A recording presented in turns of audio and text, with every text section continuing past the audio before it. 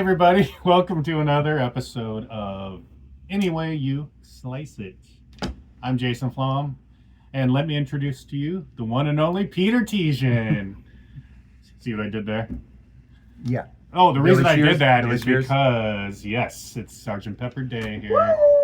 That's right, we've worked up to Sgt. Pepper. We're working through the Beatles catalog. Yep. We've been delaying this one because it took a lot of research. It took all 24 hours at least.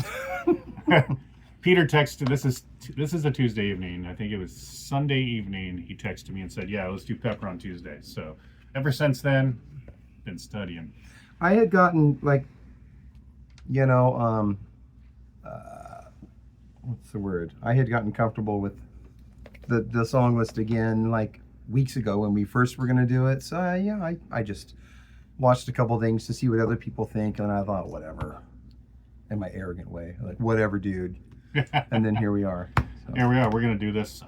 Before that, we've been absent for a whole month. We've been busy. Really? Yeah, it's been a We month. were playing shows. Well, that's what I wanted to bring up. That's why. Because our bands actually played together this past Friday with Tony Reed's band. If you're a fan of the channel, and I hope you are, Tony Reed joined us. He's the only guest we've ever had on this. Yeah, and all three of our bands played together that night. Yeah. Oh, what do you know? So that was special, at least for us. Yeah. No one else gave a shit around. No, it was a great show. Yeah.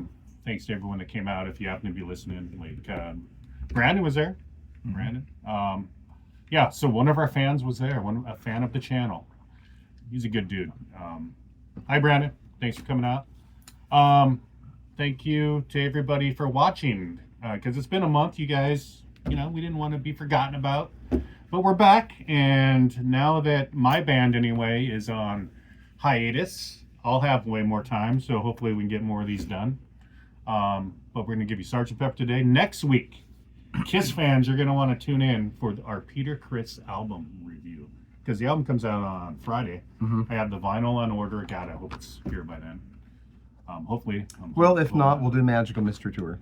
Well, maybe both, because both will probably be shorter episodes. If the Peter Criss is amazing, maybe not magical, and if it's pretty good, maybe both. Maybe Okay. we might. It's going to either be like a 10-minute Peter Criss review or an hour-long review, probably, depending on the. What do you think? Yeah. What are you thinking? Have you heard anything else from it? No, nothing's been released. Yeah, Just the one song. little part of a song, yeah. Anyway, let's get to the Beatles. Let's do it. Sgt. Pepper. First, let's talk about this album cover because it deserves to be talked about. Look at this thing. Look at this. The album cover itself was groundbreaking for the time. The first thing that stands out to me, if this album cover was done today, it would be done a whole lot differently because this would be like all computer enhanced. These are cardboard cutouts. Computer enhanced, photoshopped. It'd be cut and paste. Yeah, this is a photo session. And people have done that since then, right? Yeah. The Beatles are literally posing in front of these cardboard cutouts. Okay, and here's some trivia for you. How many people on this album cover are still alive? Any guesses, Peter? I'm gonna say 5. You guessed exactly right. Is it really? Yeah. Who is alive on? Obviously, Paul is alive. Yeah. Ringo's alive. Technically, they're on here twice, but we're just gonna count them as 2. Ooh, those count twice. Bob Dylan is alive. Yeah. Dion from Dion and the Belmonts is alive. And the fifth person is somebody I'd never heard of. Uh-huh. So I can't name them now. But 5 people on here. Mm-hmm. Unless that fifth person died recently, because the podcast I heard that told me that was like 3 years old. So hopefully. So there could be 4 people still alive. Mm-hmm. But that's pretty cool trivia. Because Bob's alive. Oh, yeah. Yeah. But yeah, that's them. Here's the Rolling Stones tribute right here. That doll with the shirt. What's the shirt say? Here come the Rolling Stones or something like that? Yes, good. So the Stones technically are on there in some form. Now, another bit of trivia. Lennon wanted Hitler and Jesus on this album cover. And those 2 cardboard cutouts were made. You can actually see Hitler in some of the outtakes. And They do have Hitler set up, except he's obscured by I don't know which Beatle, but he is on here somewhere. Which is okay. Yeah, it's okay. He's obscured.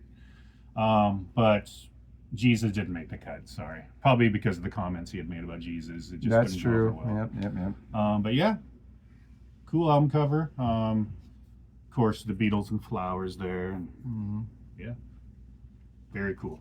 And So- by the way, the hand above Paul's head clearly means he's dead.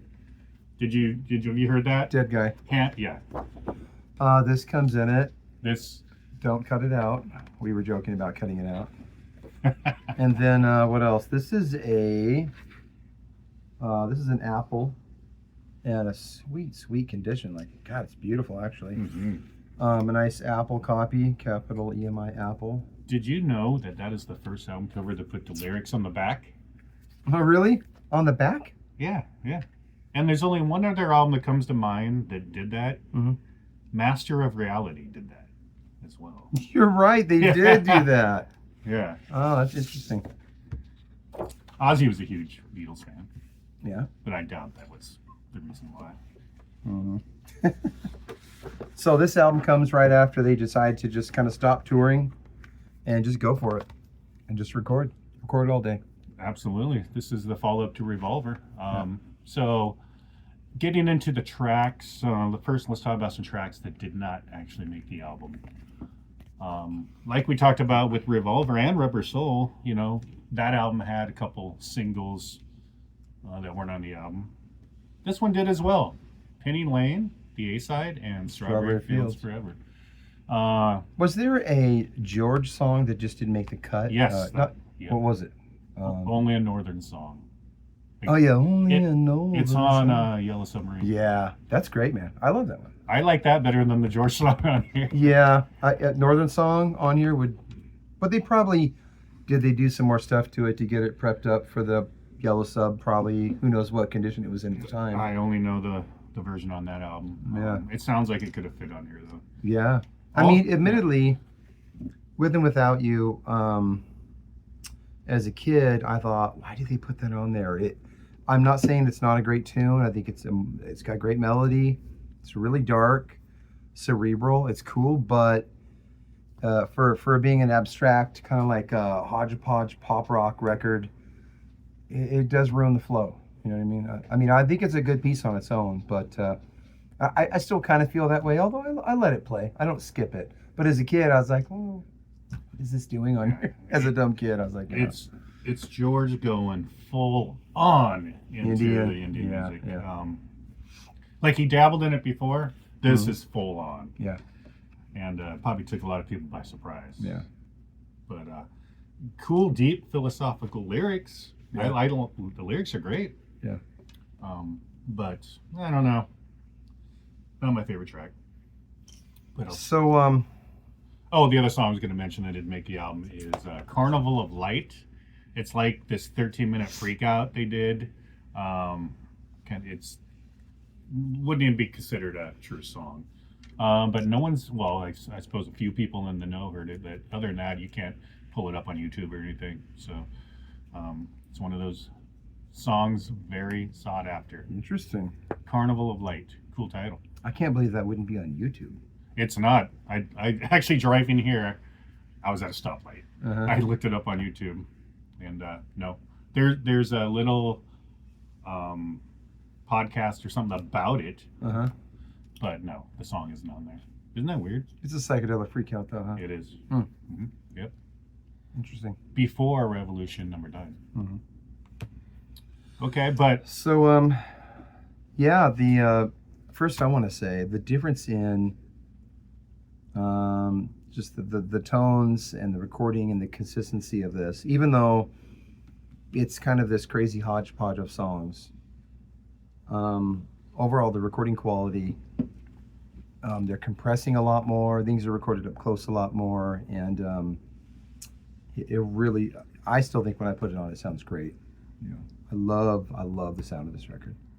when I walked in here, you were playing the remastered CD, correct? I was playing the remastered, and that sounded good. And they did definitely limit it a lot. It's limited really nice though. And I always thought when I compared the regular Beatles 80 CDs to everything else, I always thought, God damn, they sound good. And the trick is all the tube compressors and the tube EQs and all of the tape, you know, they record the tape and then they mix down to another tape and then how they cut it to vinyl. All that analogness makes this stuff just sound just warm and plump and just punchy and great. It really does, you know.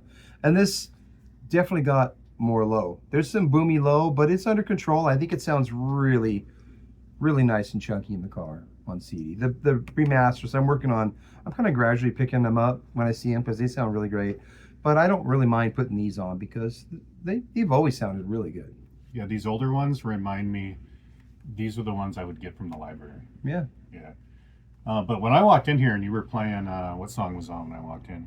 Oh, Fixing a Hole. Getting Better? Oh, yeah. Oh, no, Getting Better was just Yeah. ending. Fixing a Hole came on when I finally sat down here. Mhm. And I was like, damn, this sounds like I've been listening to this album nonstop for the last 2 days. Mhm. And all of a sudden, I was hearing it differently. It's I mean, I have decent speakers. They're not amazing, but they're decent. And it's a really great sounding album. It really Yeah, is. it truly is. Yeah.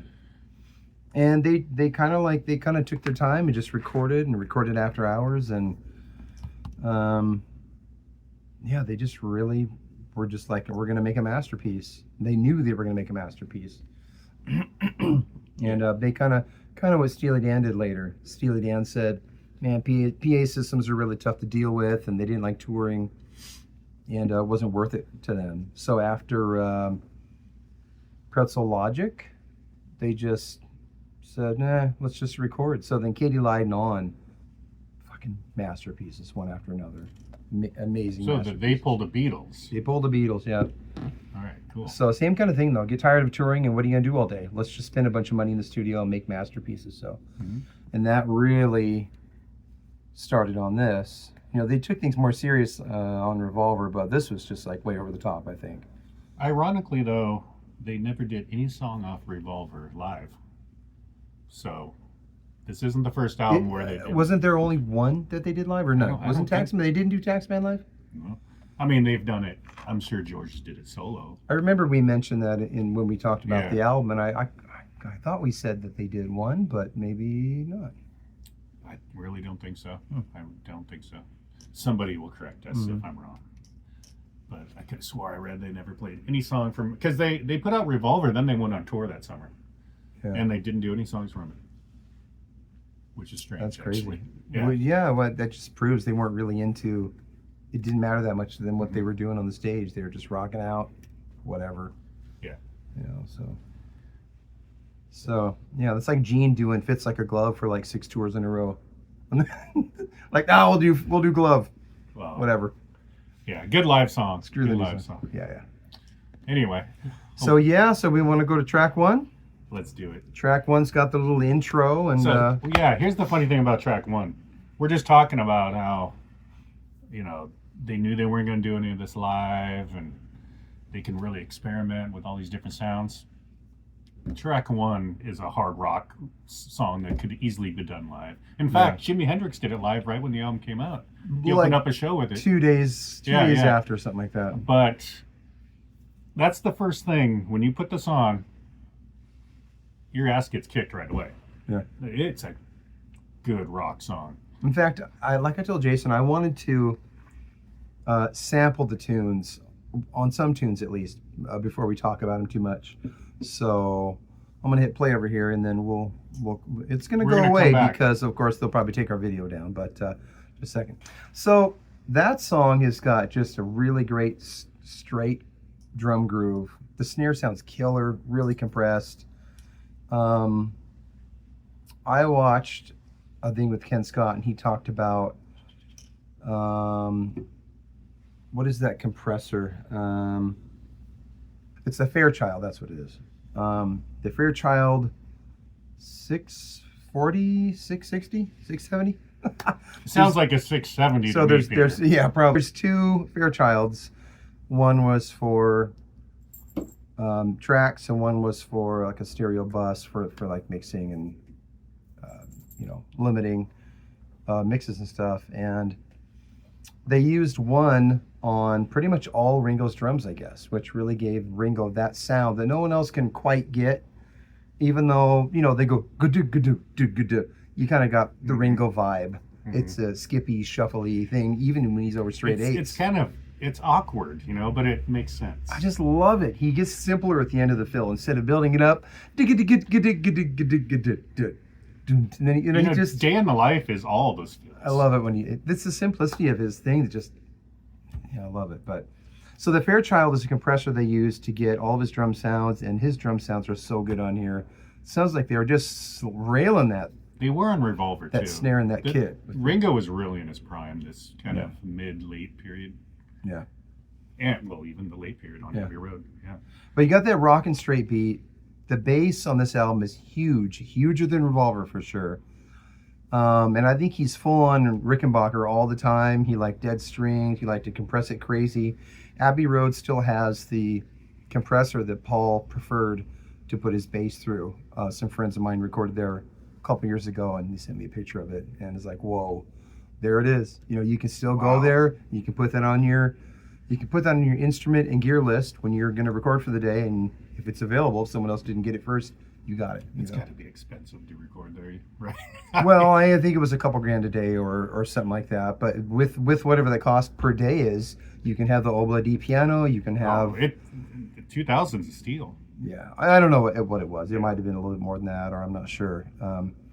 But anyways, you got then you got the rocking guitars where like you think they might be hitting like the Foxy Lady chord or something. Like it sounds kind of nasty and kind of gritty, but then you listen to it and they're just and then like, are they playing odd notes and bending badly like on purpose? But I heard two guitars. I heard maybe just bar chords and then some kind of little bit of a funkier like, sound. It's just like raucous, and then all of a sudden you go bum bum bum bum. You got horns, French horns sounding all pretty. The combination of things is just it's just makes the song is just so wide. It's got everything in it, Yeah, and you're right. It's a great energetic opener. Oh God, yes. Yeah.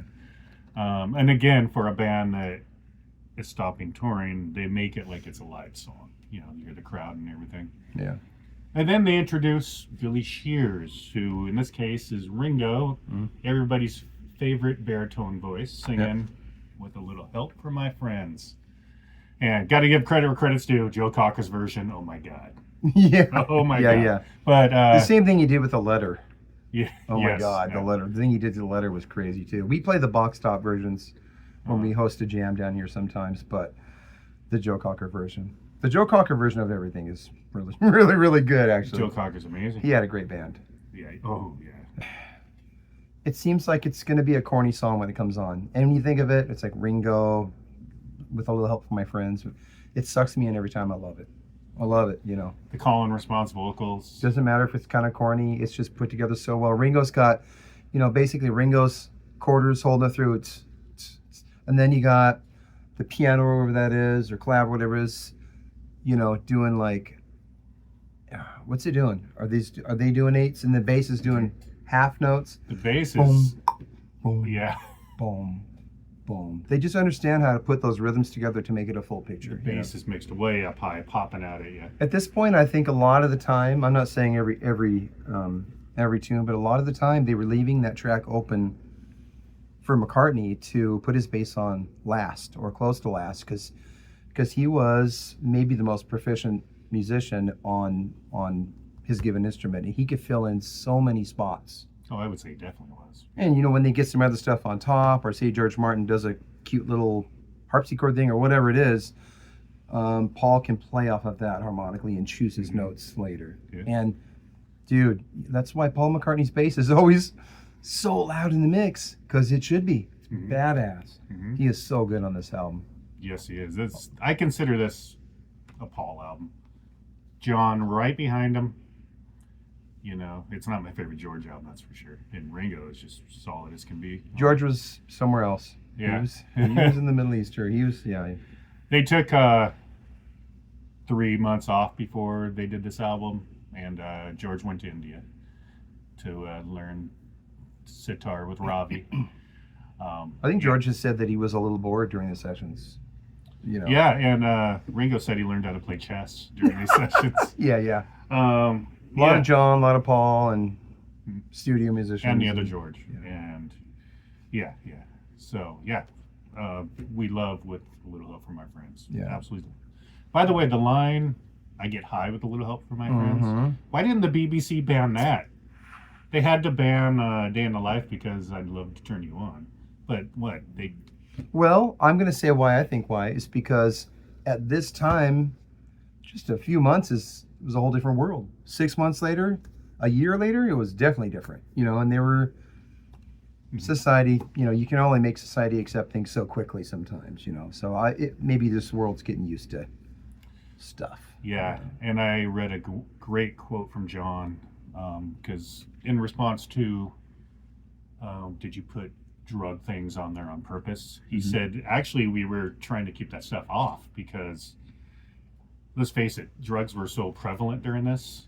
They couldn't just sing like, I took some acid, it's groovy, man. They had to basically censor themselves. Yeah, you gotta be careful. Yeah, so I'd love to turn you on. That could be sexual. I mean, come on.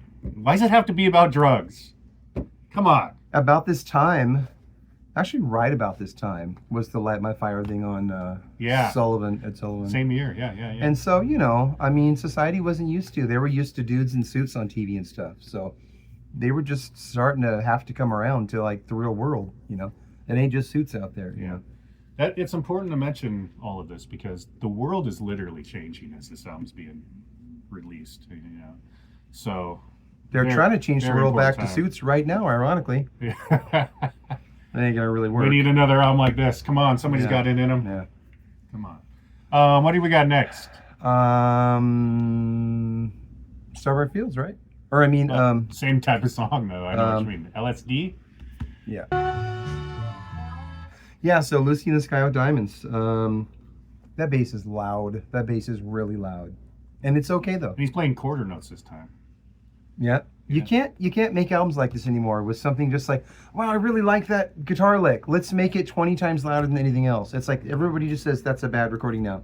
Like, what's up with your mix, bro? And like that shit what's sucks. the egotistical guitar player? Yeah, although the most classic albums in the world like this have crazy mixes. And that's why we love them, because the bass is so good on this song and it's twice as loud as the rest of the music. Just the song's incredible. This song actually gets some flack from people. I don't understand that. Really? I mean, first of all, how catchy is that chorus? We're not going to tell the story of how he came up with the name or anything. You've heard that before. But John's voice is recorded lower, or probably tape machine sped down a bit, turned down a bit in speed, and then played back at normal speed, and his voice is higher. You can hear he sounds a little chipmunk-ish, and they were doing a lot of that stuff. They're trying because they want him to sound dreamlike and like a child, basically. Yeah, and also it helps with pitch too. It really does. It really can make you sound like bing, Trick of the trade. Yeah. So, really cool tones. I mean, God, what do you say about a song that's always Been there. Yeah, it's like we all know it. It's almost hard to review one of the greatest. To me, it's like a sister song to Strawberry Fields. For sure. Oh, yeah, for sure. And also, if you think about it, the last song, Revolver, Tomorrow Never Knows, John's first song after Revolver was Strawberry Fields. You can see where his head was at. And then he gives us this, It's like John was, for all intents and purposes, the psychedelic one. Although Paul has a good psychedelic song coming. Paul was really into avant-garde before John, I think, and John was just into the actual drug before Paul was. I think Paul didn't want to take it until around this era. Yeah, right? yeah. And look what happened when he did. The rest of them had tried it. So and this is really the last album where they had Brian too. Brian died right after the album. He died before Magical, right? Before Magical Mystery Tour. It was around this time, yeah. But Paul, and this is kind of like a Paul and John album as far as like pushing the direction. And then of course on the next album, it's Paul is really pushing for the direction. Paul is turning into. He's just Being creative bastard like everything. Oh, God, just yes. all these keyboard playing and space playing and everything, songwriting, and then it started to surface that he just had great ideas for just directions to go, and I think that was a little bit of started to be the crack coming between him and John a little bit. Paul is just powerful. So I was always a John guy. a lot of people are, yeah. No, well, I've started to kind of see the light about Paul. I Yeah. mean, like, he's kind of the man. Yeah. You know what I mean? Yeah. I love John stuff though too. So. Yeah. I mean, John had that cool, like minor, I don't know, a lot of minor descending, creepy guitar progressions that he had that thing, and Paul didn't really do that, Like, I don't know, Sun King, and there's things like that that's a totally a John thing. Mm-hmm. But then Paul had so many directions that John didn't have as well. Soft shoe. A friend of mine, the bass player in the group I play with, he hates that side of Paul McCartney. I know there's other people that, when I'm 64 and all that kind of stuff. And he's always like, why did he have to do those songs? He's like, for me, that ruins the album. I think they're cute. I think they're really well put together songs. Oh yeah. Whether they're for my grandma or not, I'm down with grandma. I'm down with that. I mean, I think they're great. Yeah. So anyway, that song's great. It's the speed is weird because there was 2 different takes and they cut them together, and that whole story. But a masterpiece. It's a masterpiece all in its own. Yeah. And when you collect a bunch of masterpieces, little ones, and put them all together, tie it all together, You got a multi-masterpiece. it makes one hell of an album. So what's the next masterpiece we're going to talk about? Well, the next one we have is Getting Better. Okay, so we've been talking about how this is a John and Paul album, and this song is a good example of them working together. And although it's mainly a Paul song, John's little, interjections during Choruses and stuff. It can't get much worse.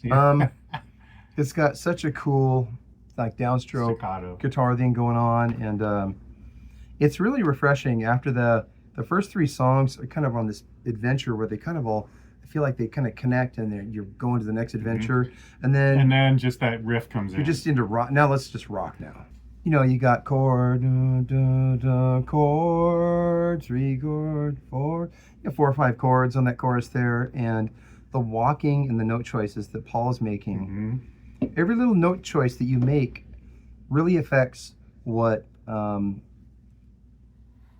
chord becomes. I mean, you really when you change the root around underneath it, you're really kind of changing how that chord feels. And Paul it's not that he kind of could understand what's in the chord and kind of bounce around. It's just that he did the right notes, such cool note choices, and hit them so, like, playfully, funky at times, and gracefully when it needed to be. And it's just, to me, his bass playing is just mastermind. I mean, he's just really choosing the coolest notes at the coolest time and offsetting the rhythm.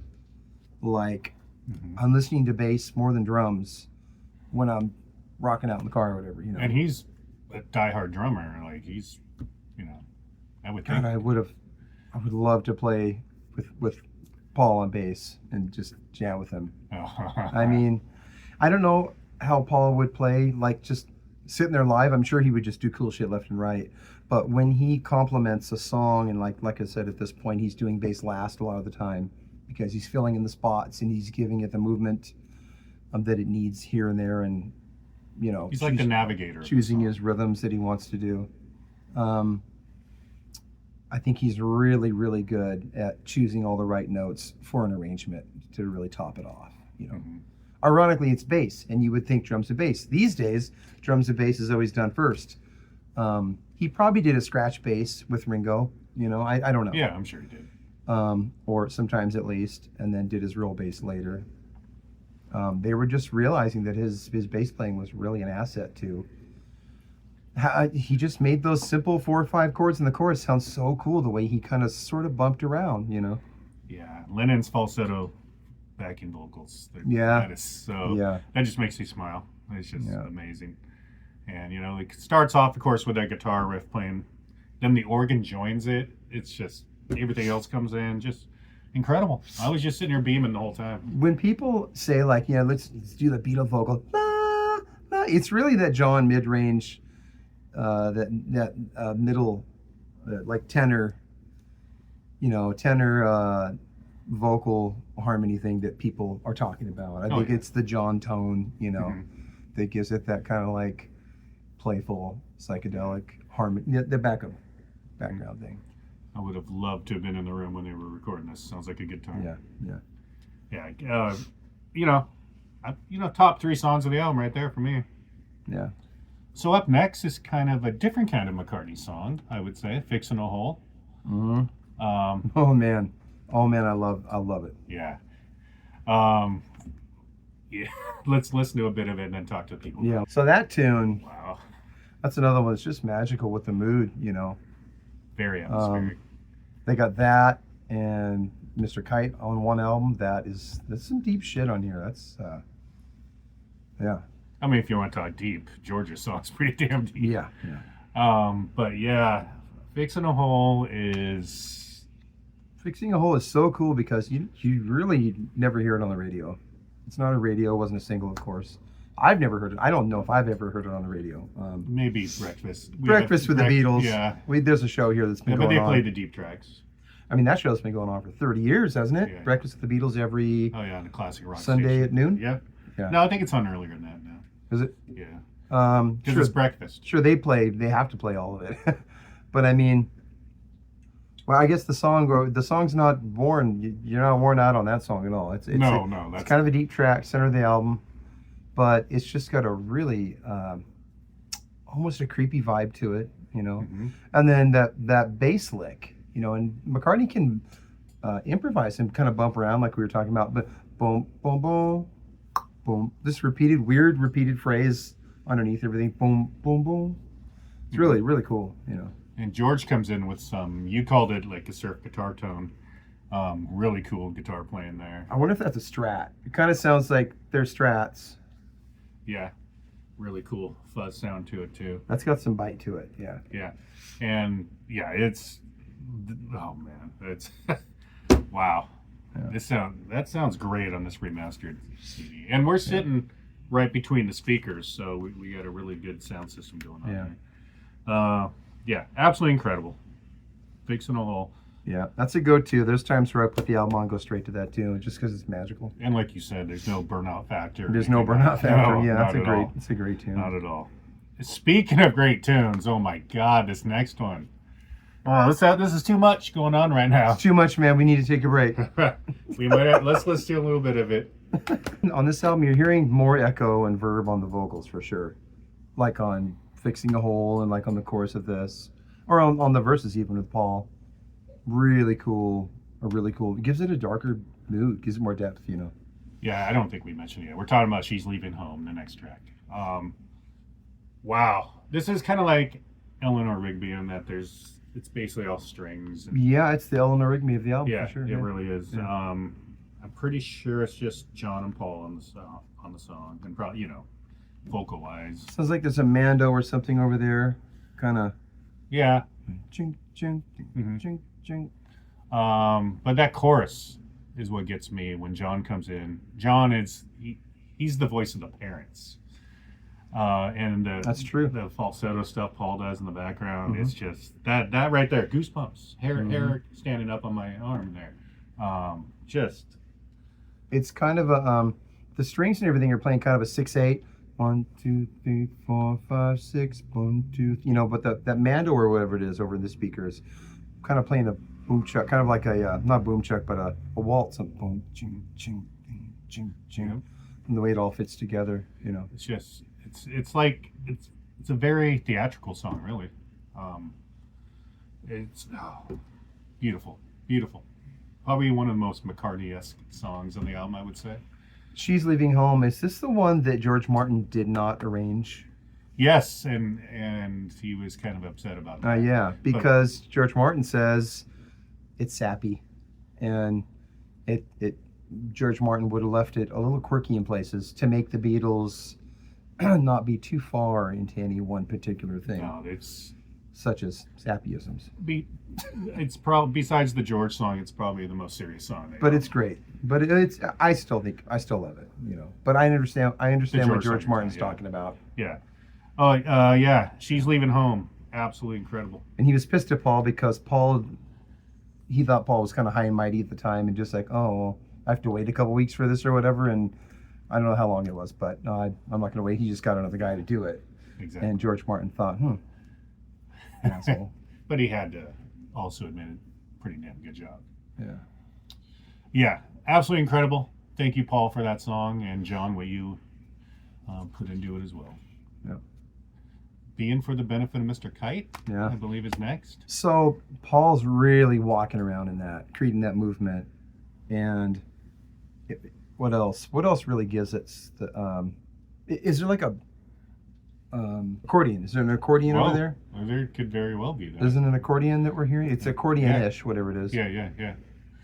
John's vocal has a really quick slap back on it that I feel like this is the first time in their catalog I'm really hearing that slap, because before he would double stuff, and then they were coming up with ways to where he didn't have to like waste 2 tracks and also do it again. Mm-hmm. To me, he sings it like he's like a carny at the circus. Yeah. He's sounding a little weird and a little creepy, and but this is all based on a poster that was it from like late 1842 or something. Was that old? Yeah. Everybody involved, like this was a real circus. Everybody involved in the poster they're talking about the Hendersons. Let's face it, this is 120 something years later. They're all dead.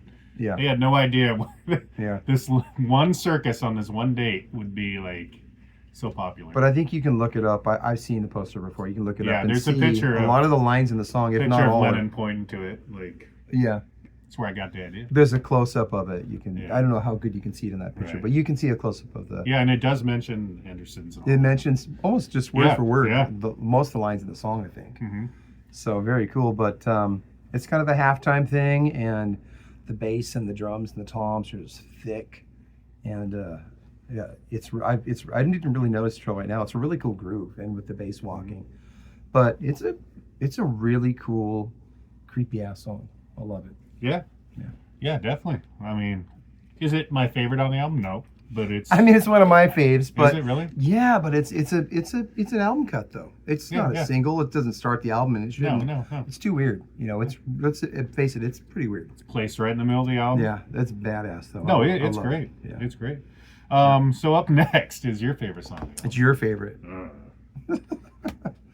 No, we pretty much already talked about this. Without we did talk about it earlier. Like it's a great tune. It's just kind of like, why is it on here though? That's like, I don't it's.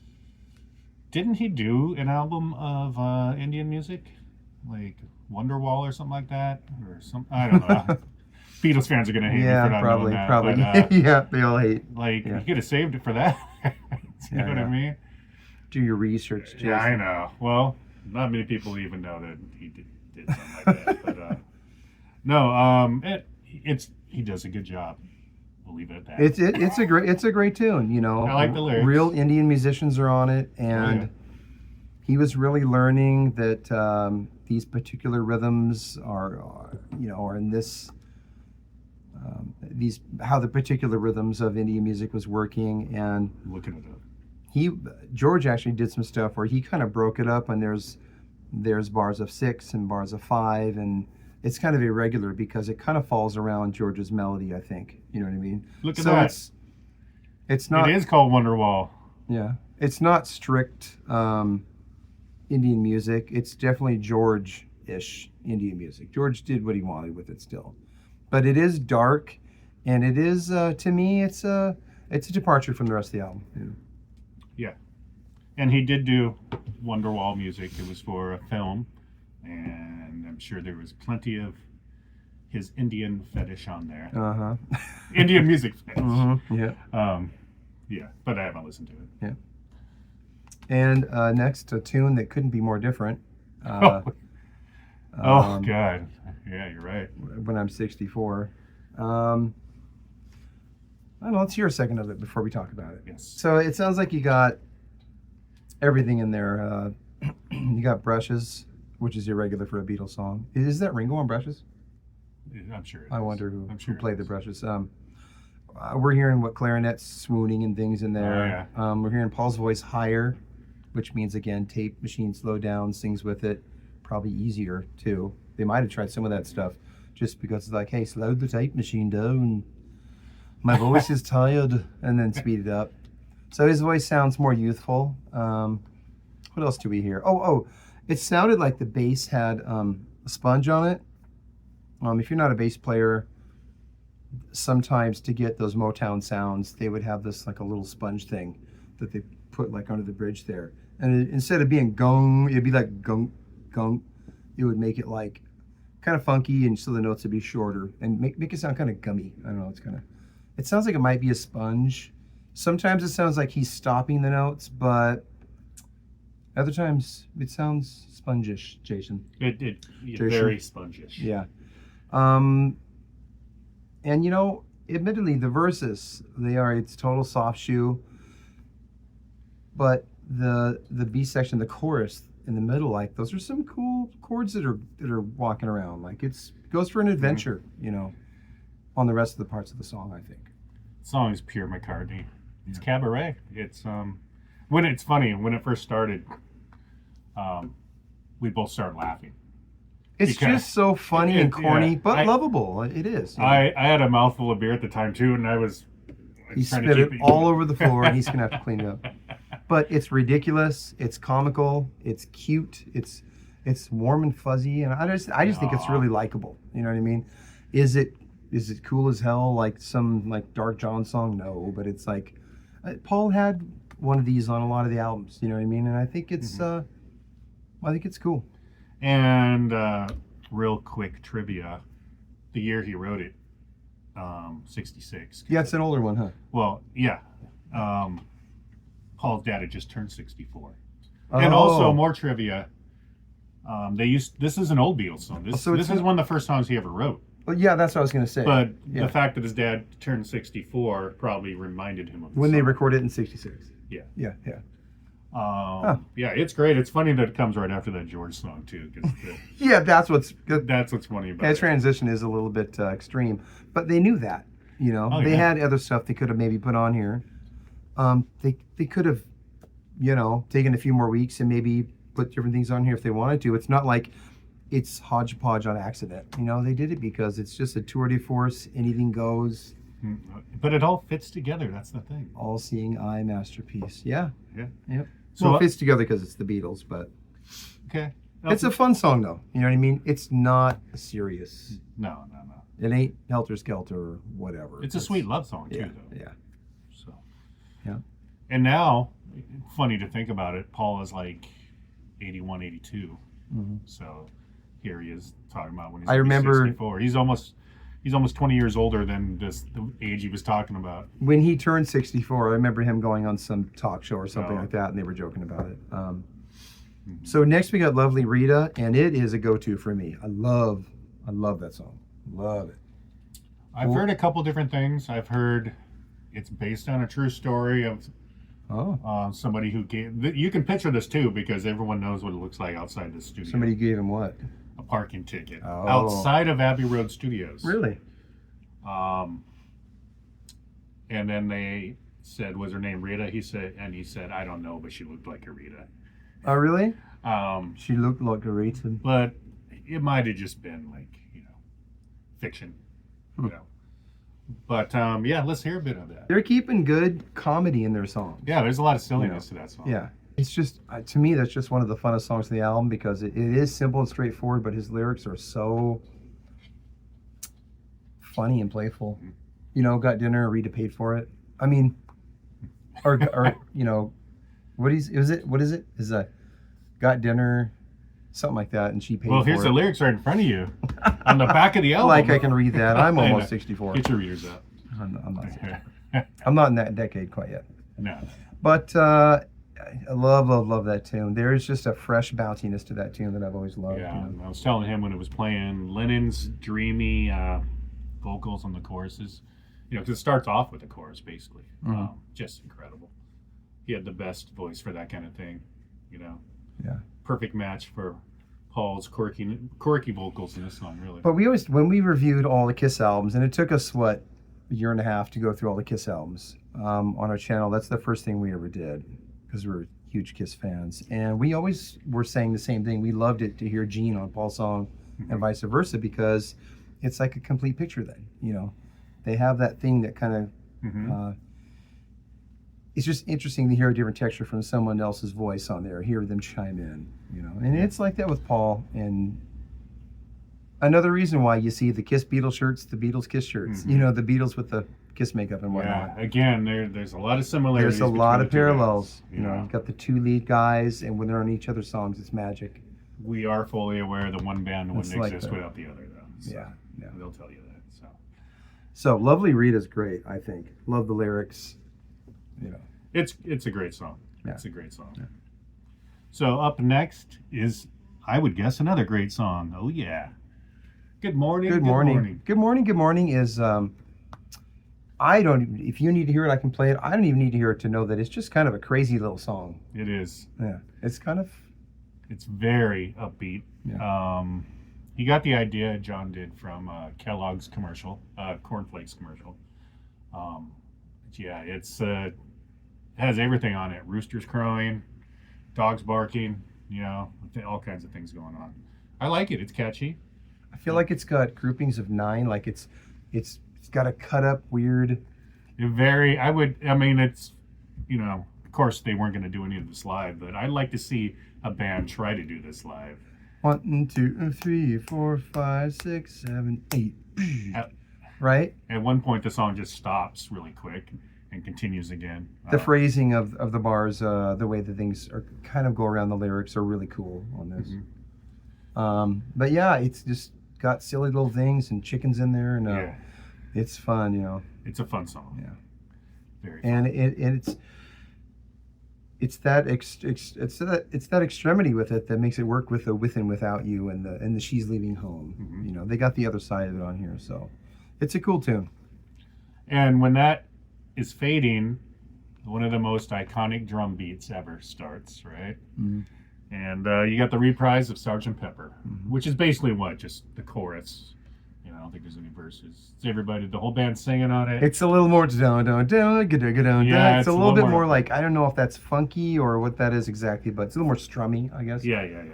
If the first one was hard rock, this is more strummy. And that reprise has always been kind of like my cue to where like I know what's coming after exactly. that. Something it's magical. Like a prelude. Something magical is coming after that because it's kind of silly, and admittedly, it's on its own. It's a little pointless because we heard the song earlier, and then we hear a kind of like a not so worked out version of it in the reprise, but we know that that's set up to lead into the day in the life.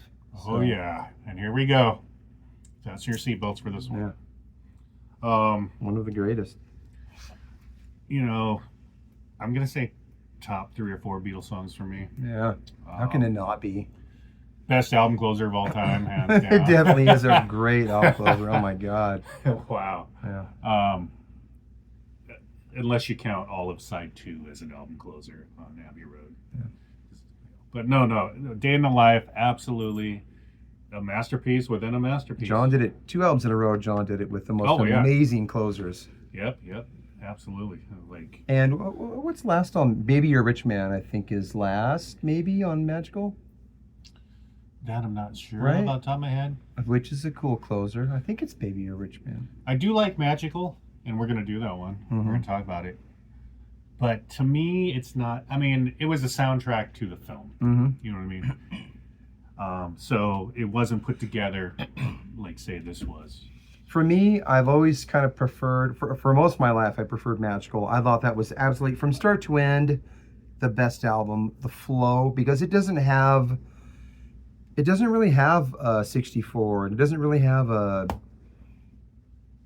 With and Without You. It just has to me, the mood has a great flow from start to end. I've talked with the other friends that kind of think that too, but the scope of Sgt. Pepper, I mean, it's such an important album. I got to say at this point, it's probably not better than Magical. But I mean, I'm really partial to Magical Mystery Tour personally. But Sgt. Pepper is, what can you say? It's the first one. It's just more important. It just, when you hear it, just know you're hearing something super important. The first time they did a lot of these things, these musical things. I just love that John sounds so relaxed. The way he's singing it, it's trancy, Yeah, at the heart of the song, you can hear it. It's just an acoustic song with things That's around true. it. Yeah, With yeah. things around it. The one guitar, like I was saying for a second there, kind of sounds out of tune. It goes away once the piano comes in and stuff, but that's probably his first guitar he laid down and they built around it. You know. Yeah. When the drums kick in and Ringo's just dancing around playing those fills. Yeah. You know, this song does not have a drum beat. It has fills. At this point, yeah, and there's snare and toms, and you can hear timpani kind of doubled in there sometimes. It sounds great. The Yeah. drums sound nice and thick, warm, compressed. Paul dancing around on the bass. Paul, you'll notice Paul, he's kind of playing off the chords, but when John hits certain notes, he's definitely, the bass notes he's choosing, he's playing off of the vocal melody too, which you couldn't do if you laid it down first and weren't really sure where John was going to hit notes, or as John perfected his melody or whatever for the master take or whatever. But he's playing off of the chords, and of course Paul's a singer obviously also, so I love that he's playing off of the vocal too, you know, with his note choices. And again, for the verses, the bass is the last thing in a mix, and I think some of that is that he did it near the end of the journey for each song. You know, it was the last. There's no, you know, they had to bounce down the tracks, and that's why you hear a bunch of stuff on the one side. And plus, it was a psychedelic thing to do anyway. You know, but if Paul's bass is done later, it's going to have full fidelity still. It won't have been bounced and compressed to tape again and over on one side. You'll notice Paul's bass is usually mono when it's right down the middle because it was done at the end, you know. Kind of cool to think about. I just love the focus they let him have on his bass playing, because what other band would you do that? I mean, with Stones, I can't really think of a lot of the bass lines and a lot of bands. You know, yeah, they're playing good bass, but like, is it this huge focus of every song? It's crazy. Yeah. And of course, in this song, again, the whole John-Paul partnership coming into play. Yeah. They had left the whole middle section of the song empty. And Paul's like, I got this. And, Woke up. Yeah. Yeah. And then... Much more than a middle eight, though. You know, the earlier songs had that middle eight. And this was like this whole other song in the middle, kind of. You know. And I was talking about John's dreamy vocal quality. And it comes into play. Somebody spoke and I went into a dream, and then you hear John, like his voice is just floating. And that line, somebody spoke and I went into a dream. That's a good line right there.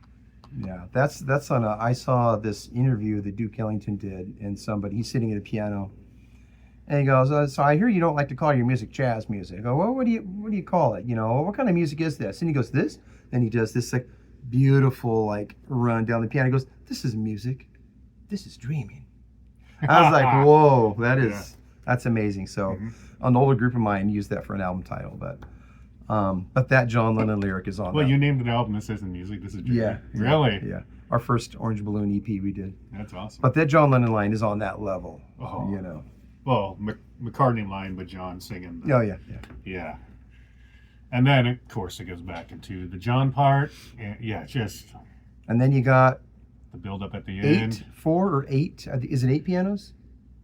It's a bunch of pianos. I lost track after 6. Paul and Ringo are like on one piano. Yeah, so there's a bunch of pianos at the end, and when they recorded the pianos, you know, the pianos are decaying and they're only going to really last so long, even if it's a great perfect Steinway or whatever.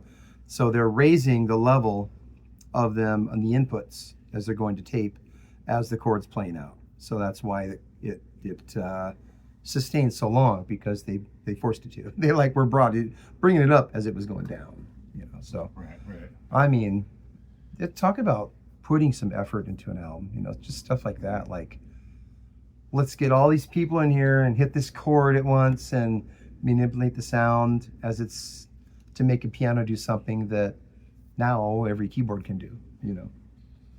So yeah, it's funny too, because a lot of people were writing the Beatles off before this album came out, because they took so much time off. And Penny Lane, the single, like, that was before this, didn't do as well as some of their other. It didn't? Not in England. Oof, I know, I'm sure it did great, but it Penny didn't. Lane is amazing. I don't think it made it to #1 in England anyway. Oh yeah, it's amazing. You know that. But people were just kind of starting to write them off a bit. Yeah. And then this happens. released in late May '67. Sgt. Pepper. Amazing. And you just mentioned Penny Lane, and as we're going through these albums, Jason, I realized that maybe we should do an episode where we talk about the singles. Sure. Because we briefly mention the singles, and then sometimes we don't even really talk about them because they recorded at the same time as the album, but they were put out, one on Revolver, it was day of, right? Day of the album release Revolver too. was what? Paperback Writer and Rain. Yeah, but I don't know if we've Wow. talked about them that much. No, we definitely mentioned them. Yeah, but I mean, it might be cool to do an episode and go through and talk Sure, about the singles. absolutely. Yeah. Or, Yeah. A Absolutely. and B sides, because I mean, sometimes the B side is Mhm. amazing. Yeah, well, I'll do that. So yeah, I mean, what else can you say? I mean, we could rewind the CD here and listen to different parts of the songs and probably just go off all night with every song, because there's just little magical things happening everywhere that they did. There were just all this little detail just stuck in everywhere, Each song could have its own podcast, basically. Yeah. Yeah. I actually listened to a whole podcast today just about the album cover. I mean, Yeah. that's how iconic this thing is. Yeah. It's like and by the way, as you see, Paul has his back turned, means he's dead. Oh, he's dead. He's for absolutely sure. dead. Obviously. Okay. Ugh, cranberry sauce. Anyway, Paul's always being weird. He's the one with no shoes, right? He's the one. he's dead. Yeah, that's right. He died in a car accident in 1966. He died. For those that don't know, there's a lot of clues out there, whether they're put there intentional or not, that Paul died. And he didn't, obviously, but I think they might have been fucking with our minds, A little bit. You think they were? They've never admitted it, though. But how could anybody really think anybody could come along and have the same exact voice, the same appearance, the same bass playing, the same understanding harmonically, songwriting and whatnot? Like, I mean, it's ridiculous that anybody could be so dumb to believe that. Even at the time, just musically, what he does, Yeah. You're not going to find anyone else that can do that. Obviously, he's one of a kind. I mean, give me a break. Yeah, really quick. Oh, yeah, of course he is. Who else could sound like that? You notice it's the mustache here going on, 1967. Yeah. So apparently in this car accident that he died, Paul, there was a scar above his, actually if he died it wouldn't matter, but this is a true story. He really did get in a car accident and cut above his lip. Mhm. And that's why he grew the mustache. And they all decided to join him and all grow mustaches. So that's the story behind that, Plus, it's 1967. Get some facial hair going on. Yeah, man. Come on. Get with it. What an album cover. What an album cover. We love Sgt. Pepper, but guess what, Peter? What, Jason? It's not my favorite Beatles album. Is it yours? It's a go-to for me. I mean, yeah, most people will say White Album because it's easy to say because there's so much on it. There's just so much on it. Man, I can't wait to do that one. That's coming up. Probably in the next month because... But like I said, Magical was always mine. But then when I got kind of reacquainted with Pepper, I realized this album is it's just hard hitting. It's just so powerful, You know what? When I first got into the Beatles, 1990-ish, 89, 90, you know what fast became my favorite Beatles album? I mean, it's not even in the top 5 now. Let It Be. I used to love that fucking album. Yeah. It is a great album, but it's not the masterpiece that certain other albums are. At this point, it's the underdog album that when you do really dig in, you realize that it's all really good, but it's not quite as magical as this stuff. Yeah. Right. It's a return to their roots kind of thing. Because you realize that the production and who's in control of, the EQing, the compressors and all that, it really does matter a lot. Because Sgt. Pepper sounds great. It really, really does sound good. I would probably say it's the best sounding album. Especially this remastered one is absolutely incredible. I can't stress that enough. Yeah. Yeah. Yeah, this is my son's copy. Is it really? Yeah, I don't have the remastered yet. He does, and he's turning 8 next month. But he's got that one, and this one's mine. But he doesn't have the vinyl. No, he doesn't. Yeah, he's got a handful of them down there. Beatles are his favorite group. Oh, really? Yeah, like as I got Kiss posters lining the walls up here, Beatles are his favorite group. Wow, that's awesome. Yeah. That's awesome. Very cool. Yeah. Okay, so thank you for joining us. We're going to be doing a Peter Criss review. I know you Beatles fans are dying to see that because Peter just put out a new album, or at least coming out this week. So, being huge Kiss fans, we want to tackle that. That's very important. Plus, we love Peter. Plus, let's admit he's a cat. He's the cat man. Cats are Original cool. cat man. Cats are cool. The only cat man. So coming up next, Peter Criss. More Beatles to come. If you didn't get your fill right here, plus we've done a Rubber Soul Revolver, and we also have to do something concerning their early albums. Oh yeah, Help we would should be do cool too. Early overview. How's that sound? Yeah, Oof. yeah. Get the magical titles, but I do think a singles episode would be fun because those songs are all just majestic, amazing hits. You know, it's really important. Maybe propelled them more than the albums, kind of, because those are the songs that are on the radio. You know. Mm-hmm. Yeah, definitely. But magical's gonna be fun. Yeah, so many ideas.